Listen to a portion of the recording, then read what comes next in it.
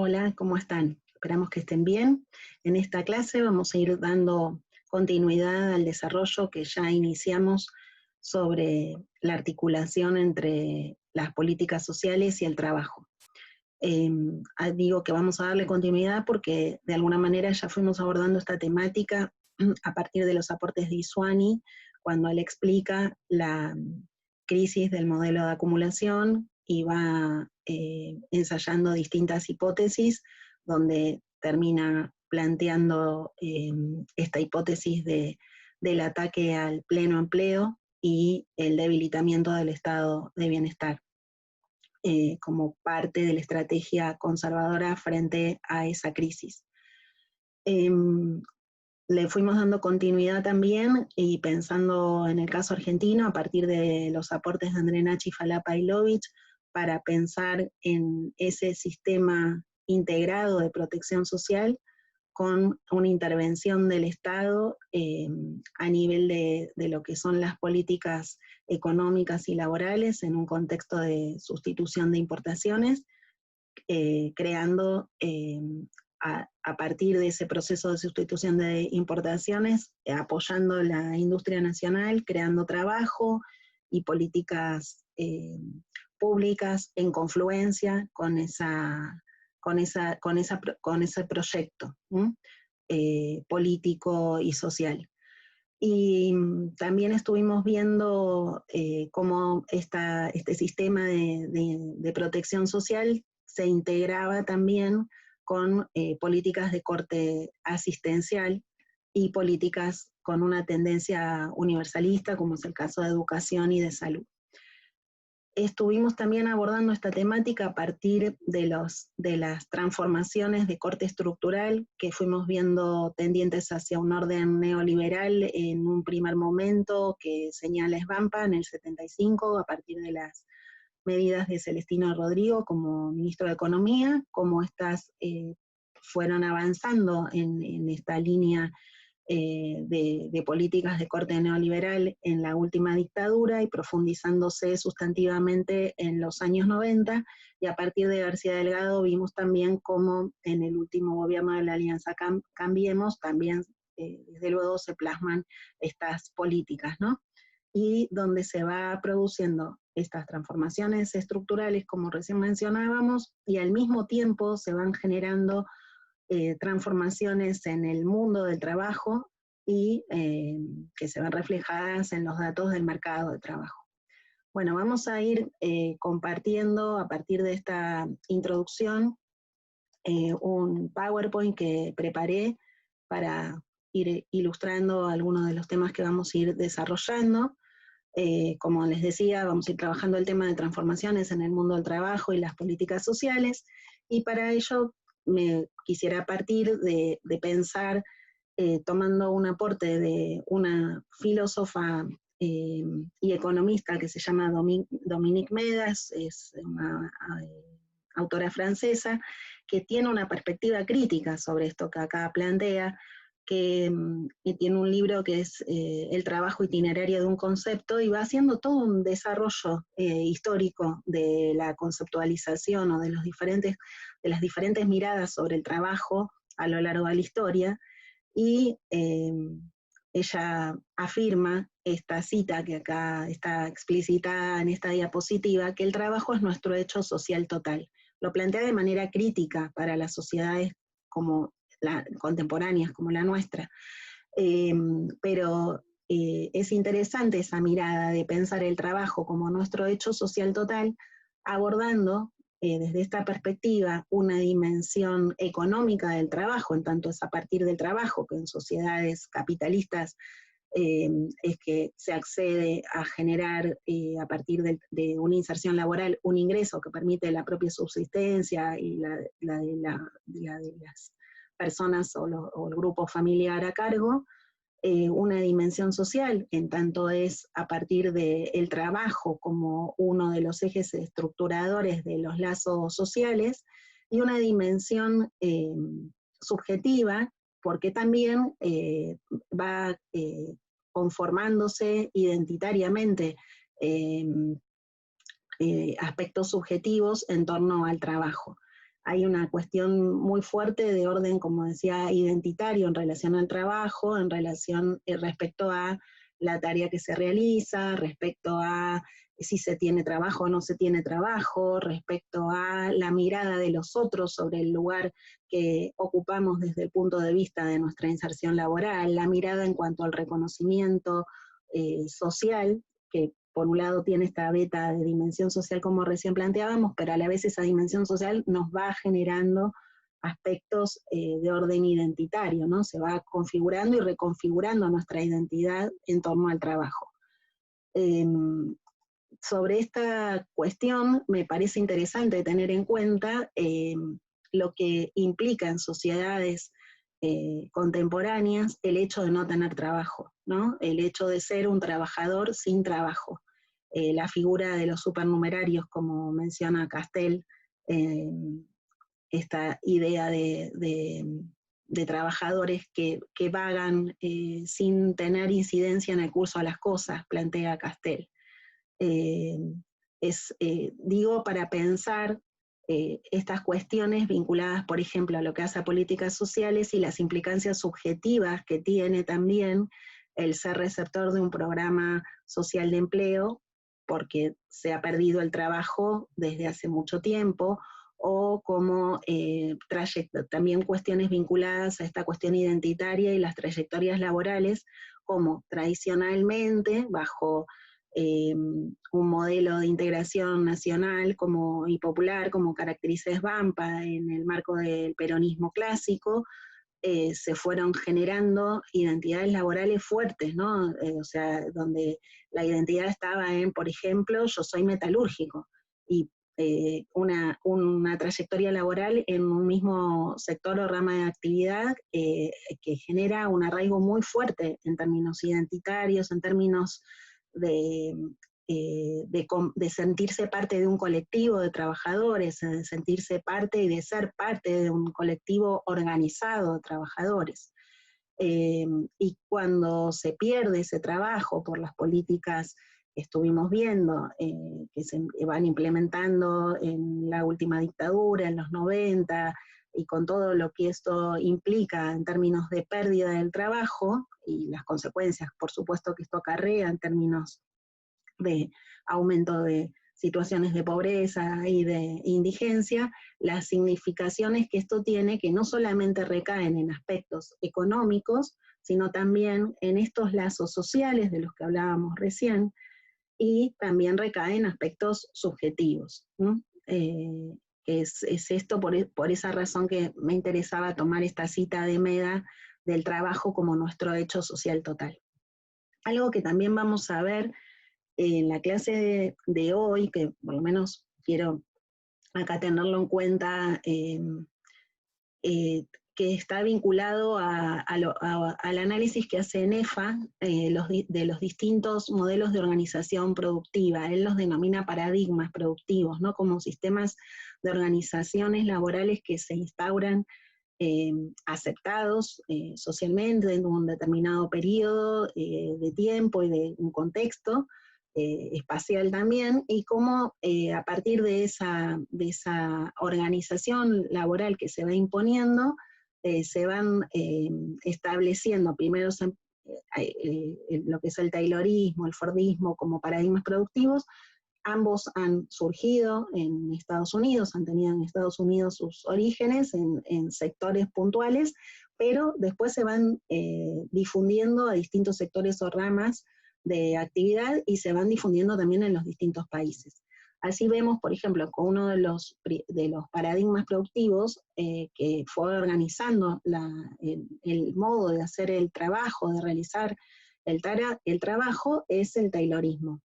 El taylorismo surge en el último tercio del siglo XIX, y ahí podemos ir viendo cómo se va pasando de un trabajo artesanal, un proceso de trabajo previo al taylorismo de índole artesanal, donde el trabajador tiene una autonomía para desarrollar el trabajo, tiene en el trabajo artesanal un dominio en cuanto al saber hacer sobre el trabajo, y cómo a partir de la revolución industrial se va a ir generando un proceso donde se van generando innovaciones tecnológicas que se van introduciendo en las fábricas, y los trabajadores pasan de trabajar en el taller, que muchas veces estaba ubicado en el ámbito doméstico, a la fábrica, cumpliendo horarios, generando toda una estrategia de disciplinamiento de los trabajadores, ese pasaje del trabajo artesanal, del trabajo en taller, hacia la fábrica. Como les decía, cumpliendo horarios y cumpliendo ritmos de producción y exigencias respecto a esos ritmos de producción que vienen de afuera, ya no es la autonomía del trabajador, y convivir con diferentes maquinarias. Ahí hay en el taylorismo una idea de apropiarse el saber hacer de los trabajadores. Esto se da en Estados Unidos en un contexto donde hay oleadas de inmigrantes que vienen de países de Europa donde no se había alcanzado a desarrollar todavía la revolución industrial y que van generando una necesidad, una demanda de inserción laboral en estas industrias. Entonces, Taylor era un obrero, paradójicamente era un obrero, que lo que plantea en ese contexto es que tanto los empleadores como a nivel nacional y los obreros deberían tener los mismos objetivos de crecimiento de la producción en las fábricas, y que esto iba a redundar en crecimiento a nivel del país, ¿no? Entonces, en cuanto a, por supuesto, desde el punto de vista económico y apoyado en estas cuestiones productivas. Y que de esa manera alineados iba a haber un crecimiento de la industria, en este caso de Estados Unidos. Entonces se empieza a introducir lo que se llama Organización Científica del Trabajo. Hay un libro de Coriat que desarrolla muy bien todo esto, que es El taller y el cronómetro, donde un obrero pasa a ser el obrero modelo, que es el que cumple los mejores tiempos de producción, y sobre esto se va instalando la norma en cuanto a producción, que en tanto tiempo se tiene que producir tanta cantidad de productos, por ejemplo. Se apropia, como les decía, del saber hacer de los trabajadores en un contexto donde hay una demanda creciente y donde hay también una necesidad de insertarse laboralmente. Se trabaja a destajo, con lo cual de esta manera se trata de producir, de estimular por parte de los empleadores la productividad al abonar las remuneraciones a destajo, y en este sentido es el Fordismo en los años 30, que esto surge en la fábrica Ford de autos, pero que después se va a ir, como decía, se va a ir explayando a otras ramas de actividad y a otros países.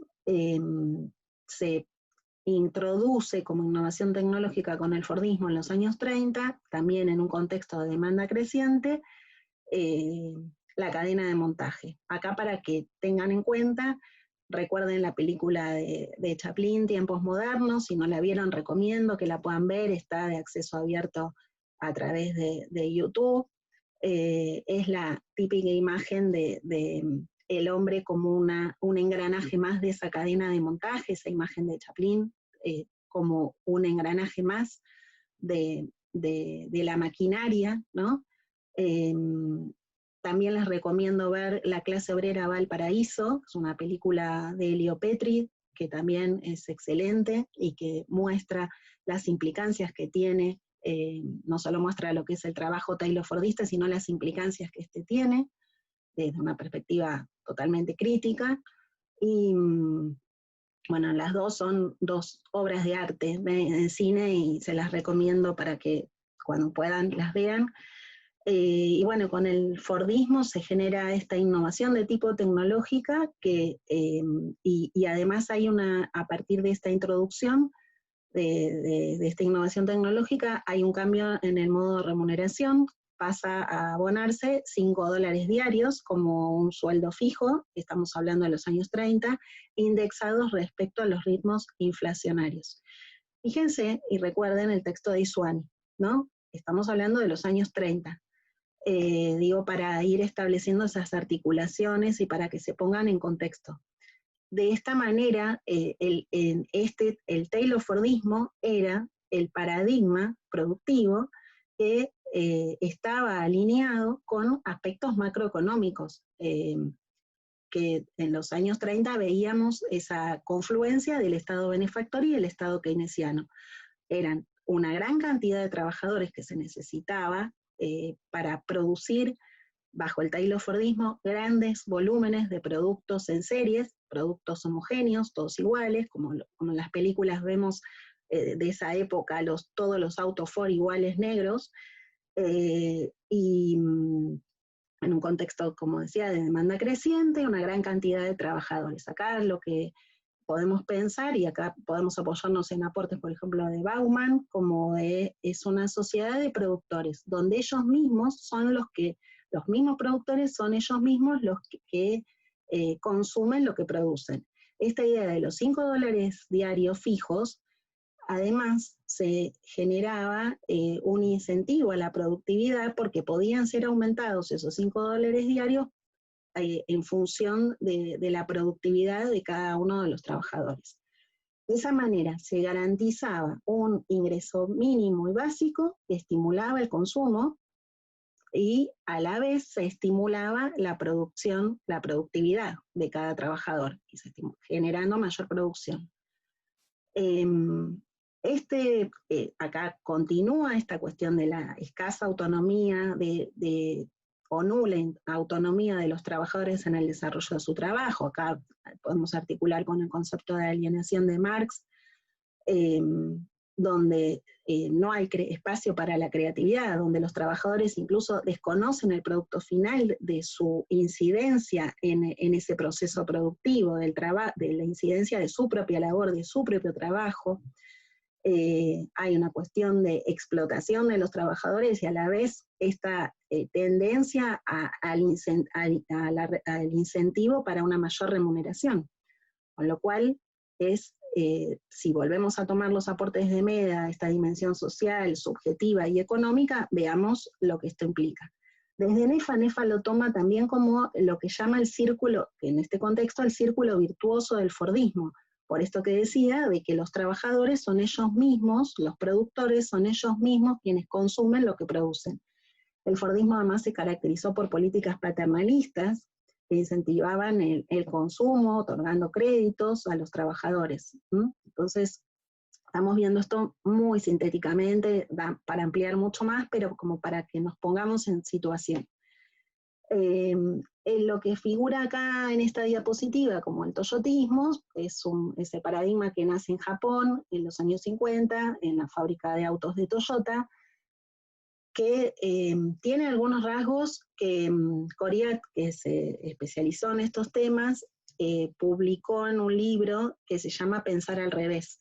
Toyota es un ingeniero que va a Estados Unidos y que cuando vuelve a Japón invierte los términos del Taylor-Fordismo. Entonces piensa en el concepto de fábrica mínima o fábrica delgada, con una cantidad de trabajadores contratados por tiempo determinado muy diminuta, esa cantidad de trabajadores, que en función de la demanda esa cantidad de trabajadores aumenta, se hace elástica por contratos por tiempo determinado. Acá también es pensar al revés, que se le da autonomía a los trabajadores conformados como en células de trabajo, en grupos de trabajo. Bueno, y algunos de estos rasgos, con la crisis del modelo Taylor-Fordista, que tiene lugar a mediados de la década del 70, a la par de la crisis del modelo de acumulación, es que se van a ir instaurando y impregnando en el mundo del trabajo algunos de estos rasgos del toyotismo, conformando un nuevo paradigma de organización laboral de corte neoliberal, como dice Nefa, o paradigma flexible. Como vemos, estos paradigmas productivos tienen una incidencia con aspectos macroeconómicos y sociales, y estamos haciendo mención y referencia a estos paradigmas no es porque nos esté interesando la gestión de las empresas, sino que lo estamos viendo para poder pensar que podría ser, ¿no?, un eje de interés para quienes tienen otro tipo de formación profesional. Pero me refiero que si lo estamos viendo en esta materia es pensando en esto que estamos marcando acá, las relaciones de los paradigmas productivos con aspectos macroeconómicos y macrosociales. Esa crisis del modelo del taylorismo, del taylorfordismo, tiene lugar a mediados de la década del 70, y esto coincide con esa crisis del modelo de acumulación, como les decía. ¿Por qué? Porque empieza a tener preponderancia la economía financiera, deja de tener preponderancia en la acumulación de capital el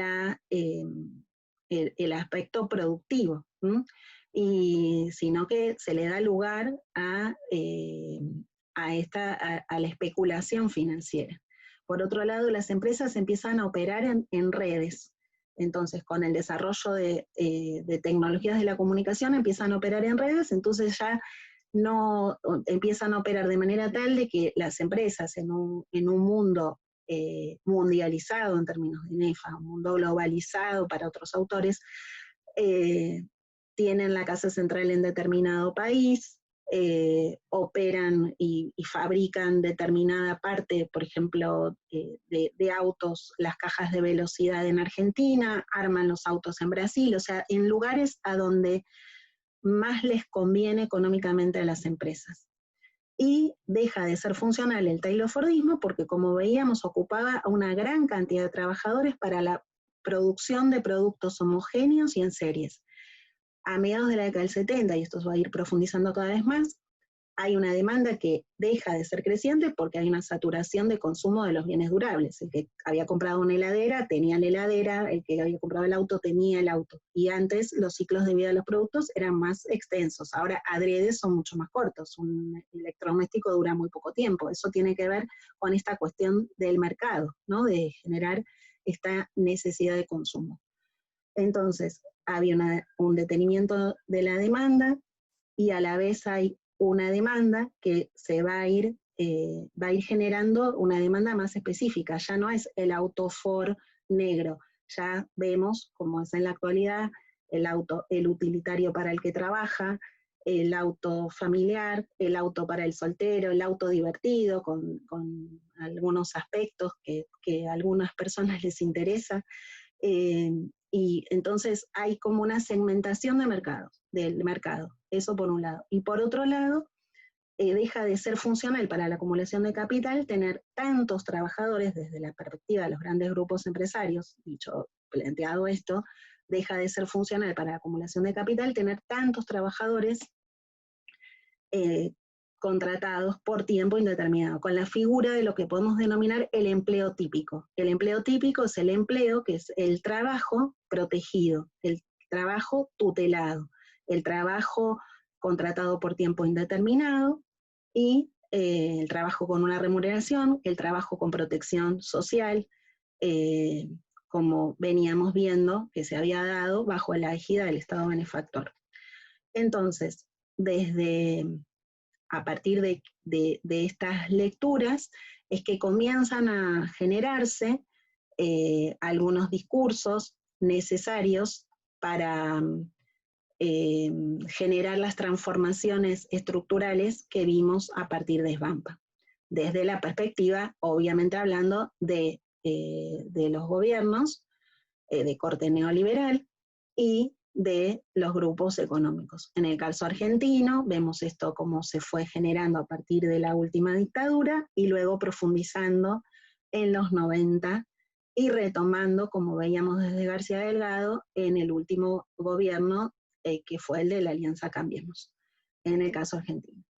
Entonces vemos, pero más allá de que hubo impas de gobiernos como fueron los gobiernos de Néstor Kirchner, de Cristina Fernández de Kirchner, siempre estas voces y estas pujas por profundizar estos aspectos de corte estructural que venimos desarrollando se mantienen presentes, como también venimos desarrollando en la materia. Entonces, desde la perspectiva del gobierno y los grandes grupos económicos, hay una lectura que empiezan a plantear a mediados de la década del 70 de un necesario ajuste, que empiezan a plantear ahí, a mediados de la década del 70, con la última dictadura, y que se profundizan, como decíamos, en los 90. Entonces, de un necesario ajuste, se empieza a plantear los costos laborales como algo que tiene que reducirse, entonces es necesaria, desde esta perspectiva, hablo, ¿no?, todo el tiempo de la perspectiva de los gobiernos y los grandes grupos económicos, es necesaria estar planteando una flexibilidad laboral. Piensen, en los 90 culmina con la ley de flexibilización laboral. Pensemos el material de Basilacci sobre la ley de accidentes del trabajo, como planteábamos, es una de las primeras leyes. Después esto crea se sanciona otra ley que crea las CRT.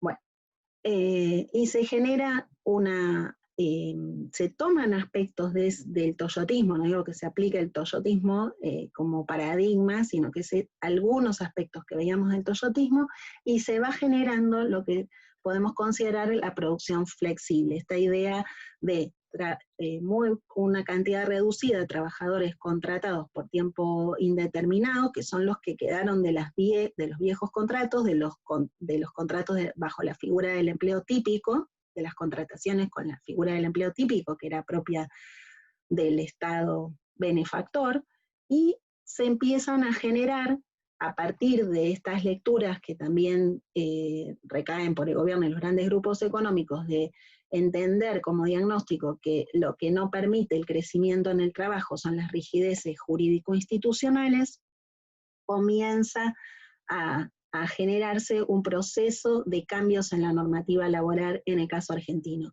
que hace que retroceda totalmente las leyes laborales en términos de protección hacia los trabajadores y las trabajadoras.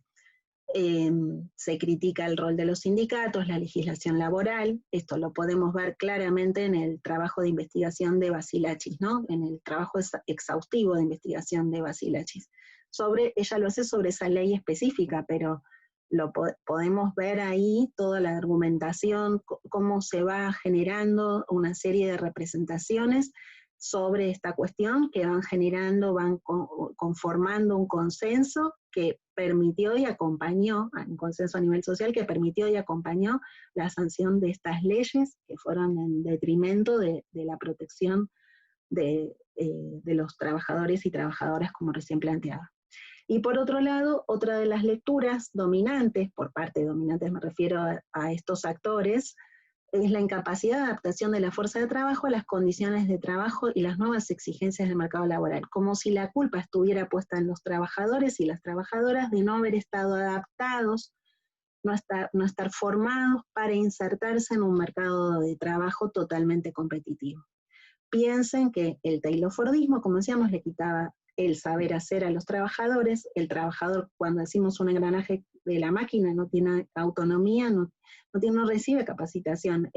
Bajo el taylorfordismo es ajustar una cuerda de derecha, una tuerca de derecha a izquierda en tal tiempo y desplazar ese producto hacia la derecha para que lo continúe otro trabajador, y así sucesivamente en el marco de esa cadena de montaje.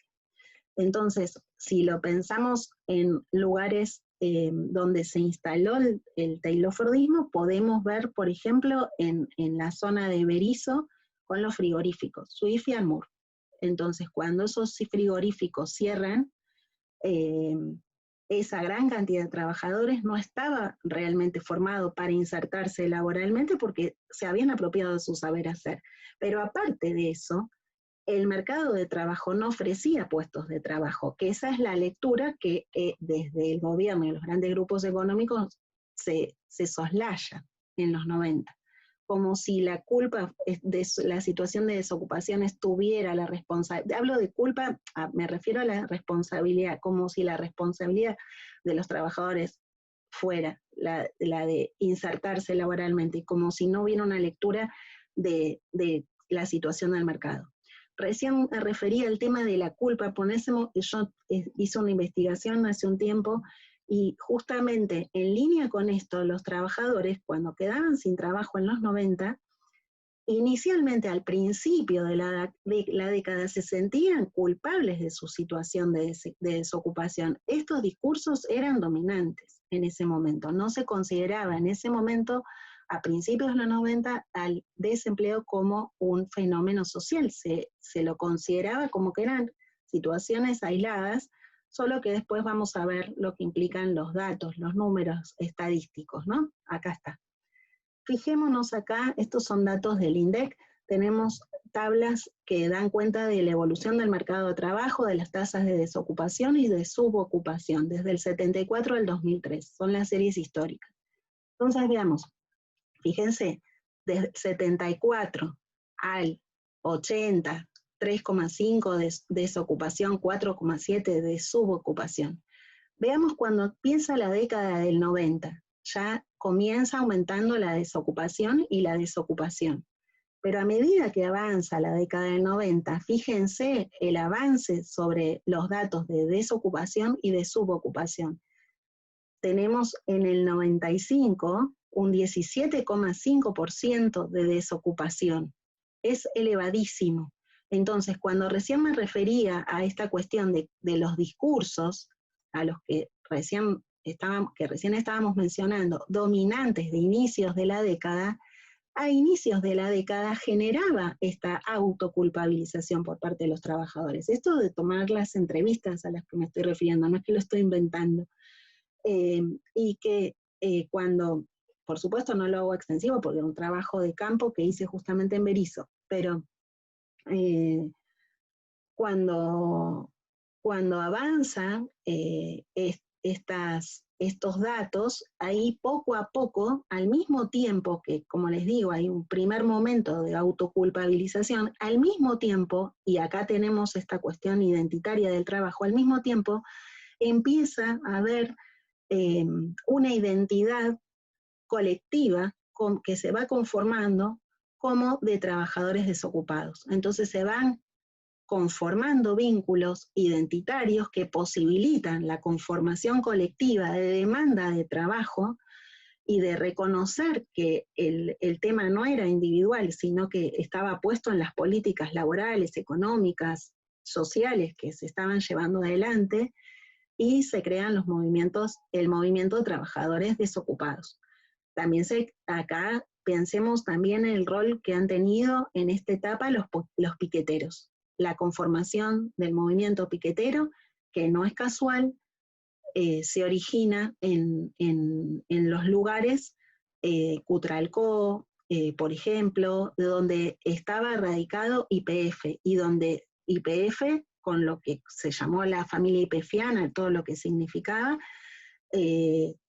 con la gran cantidad de trabajadores desocupados, algunos retirados bajo la figura del retiro voluntario, y esto lo digo absolutamente entre comillas, porque voluntario no tuvo nada, con los despidos, con los retiros denominados de voluntarios, la cantidad de regiones que fueron afectadas enteras, porque bueno, YPF llevaba adelante toda una economía alrededor de su actividad, una economía regional, ¿no? Entonces, al haber despidos y esta cantidad de trabajadores que quedan sin trabajo en empresas públicas frente a todo lo que hace a la privatización, pensemos también en eso, que eso lo veíamos desde Bampa, todo como la política de privatización, de achicamiento del Estado, se ve reflejado en estos datos.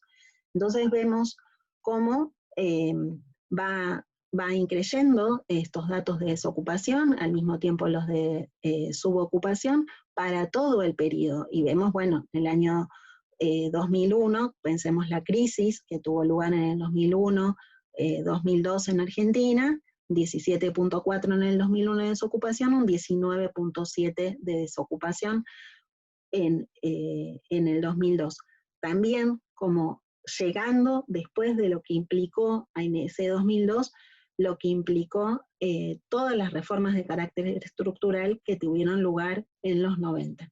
Y con leyes laborales donde se fueron, como digo, modificando, que se crearon las ART, con todo lo que esto implica, termina con la ley de flexibilización laboral, la creación de la figura de las pasantías, el uso que se le da a esa figura legal de las pasantías, el tema de los contratos por tiempo determinado, Entonces, toda una flexibilización en cuanto a las remuneraciones también, una flexibilización en cuanto a la cantidad de trabajadores.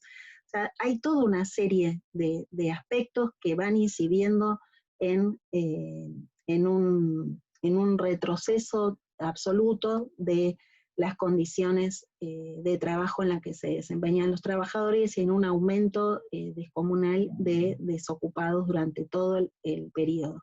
Acá tenemos también, con base a los datos del INDEC, en la curva roja muestra la desocupación, estos datos que recién estuvimos mencionando, solo que acá estamos considerando desde el 74 al 2013. Entonces vemos cómo empieza, veíamos recién hasta el 2002 esos datos de desocupación, a partir de las políticas que se empiezan a implementar en el 2003, hay una tendencia hacia la baja de la desocupación y de la subocupación. Acá vemos también como crisis del 2008, y ahí comienza un pequeño aumento, pero lejos está de llegar a estos valores que veíamos antes. Si están observando el gráfico, les digo, subocupación es la línea celeste, subocupación demandante, la verde, ¿no? Y no demandante, la lila. Bueno, acá este gráfico, aclaro, los datos están tomados de la fuente también del INDEC, los chequeé porque o sea, es el gráfico que encontré para poder incluir, hago esta aclaración porque está tomado de Infobae, yo no soy una adherente a Infobae ni mucho menos, pero me pareció claro el gráfico y no lo encontré sistematizado de otra manera en otra fuente, pero la fuente con la que está realizada es del INDEC. Hago esta aclaración porque, bueno, me parece necesaria. Y acá vemos desde el 2003 las políticas que estuvimos retomando el gráfico de recién. Esta también tiene que ver con el desempleo entre el 2003 y el 2019, con datos del INDEC. Vamos viendo cómo estos datos, fíjense, comienzan una serie, con todo lo controvertido que en esta época tiene el INDEC, ¿no? Pero incluso, como acuérdense, Macri diciendo cuando asume, desde este momento acepto ser medido, como si estuviera desconociendo todos los datos previos. No sé si tienen presente eso cuando él asumió. Bueno, aún con sus mediciones, la desocupación aumenta en el periodo del 2015, vemos en el 2016 aumenta de un 7.1 al 9.3. Veamos esto, ¿no? Asunción del gobierno de Macri, aumenta. No, los datos, como digo, son controvertidos y además él decidió no, como si tuviera autonomía para eso, como si la hubiera tenido, no compararse. Pero bueno, acá este gráfico permite esa comparación y vemos esta escala, que todo esto son personas, digo, porque parecen números que fuera muy poco y estamos hablando de personas que quedan sin trabajo. Que a veces no lo tenemos tan presente. Bueno, acá me avancé, ahí está. Algo que quería decirles también es cómo estas diferentes concepciones del trabajo, ¿no? Entonces, acá tenemos antes de pasar a estas concepciones del trabajo, decirles cómo en el 2020, que acá en la filmina anterior, en la diapositiva anterior, mencionábamos hasta el 2019, hoy la desocupación está en un 10.4. Eso también tiene que ver con el contexto de pandemia. Algo que les quería decir también es cómo retomando los aportes de MEDA, hay diferentes concepciones del trabajo. Este monumento, esta foto, es de un monumento que se llama Canto al Trabajo. Está ubicado en el barrio de San Telmo, en Capital Federal, en la ciudad de Buenos Aires, frente a la Facultad de Ingeniería de la UBA. Seguramente lo tienen visto o presente. es de Irurtia, acá tengo anotado, del año 1907, que quería decirles con precisión cuando se inauguró este monumento. Acá, fíjense, respecto al trabajo y las concepciones del trabajo, ¿qué nos muestra este monumento? Es el trabajo como un trabajo de fuerza, por un lado, como si fuera el honor por el trabajo de estas personas que están adelante, y un trabajo muy, muy, muy sacrificado desde el esfuerzo físico y casi esclavo, ¿no? Como estar acarreando el peso de esta piedra. Y también trabajo infantil. ¿Mm? Como les decía, es del año 1907 y está mostrando toda una concepción sobre el trabajo.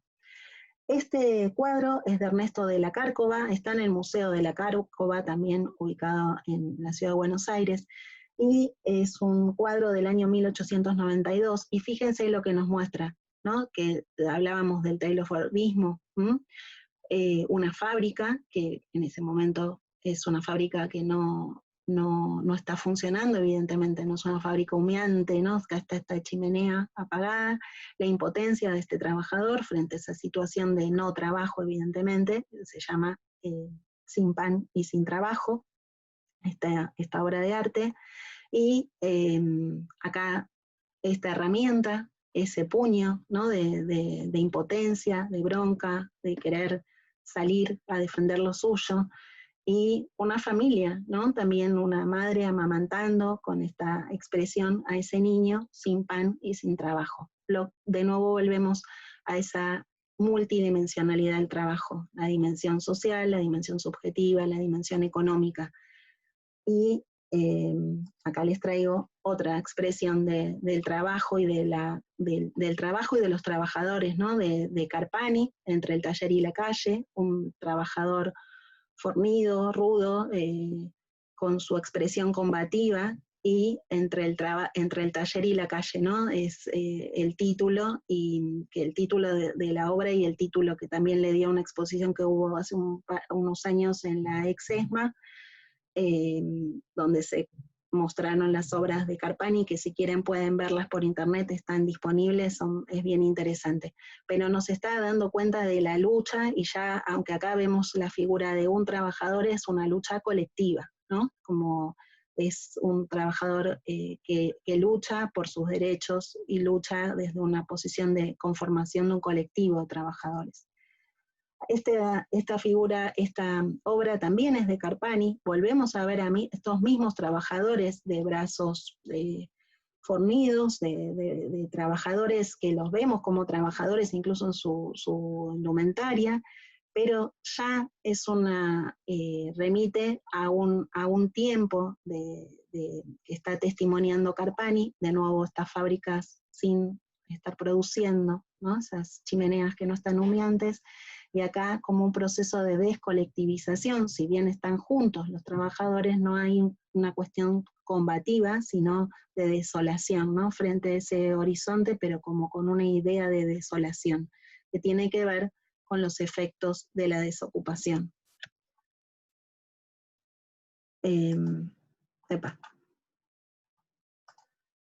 Y por último, una obra de Pablo Suárez que muestra, se llama Sopa de Pobres, que es de Pablo Suárez, un pintor argentino.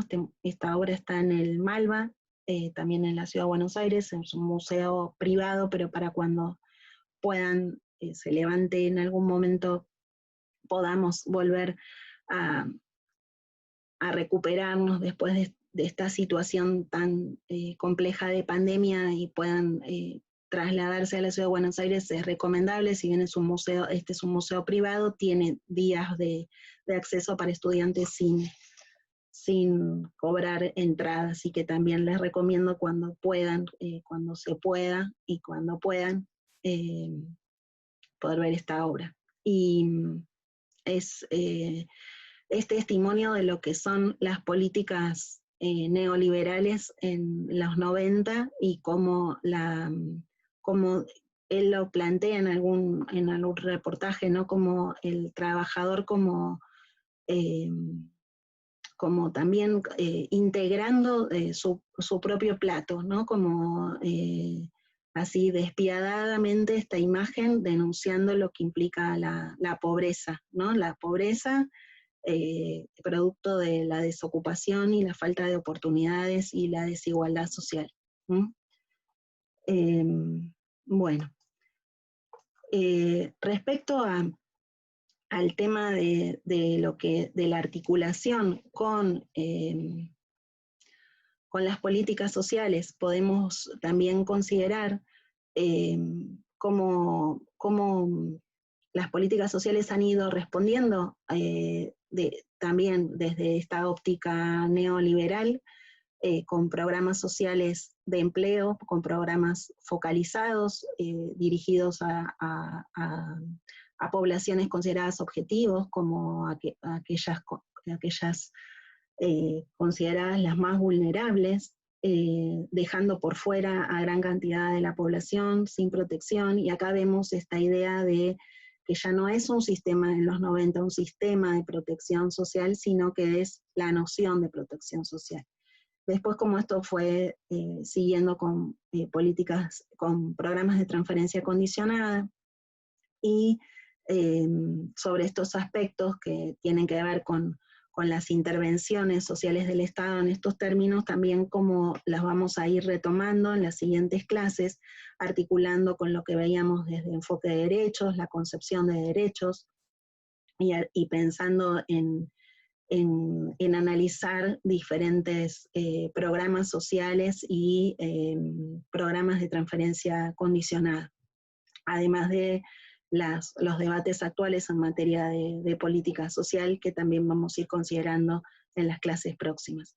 Bueno, con esta clase de hoy, brindamos un panorama sobre lo que tiene que ver la concepción del trabajo, advertirnos también pensando en la intervención profesional, las implicancias que tiene el trabajo y los que tiene el no trabajo, lo que tiene la ruptura y el resquebrajamiento de las trayectorias laborales, lo que implica la situación de desocupación, lo que implica la posibilidad de reconocerse como trabajador desocupado formando parte de un colectivo, lo que implica el colectivo de trabajadores y trabajadoras que estén de manera organizada, trabajando de manera, o sea, conformados en un colectivo de trabajo, lo que implica, ¿no? En cuanto a generar demandas, y acá podemos articular también con Jiménez, y también pensar en la cuestión de las políticas sociales,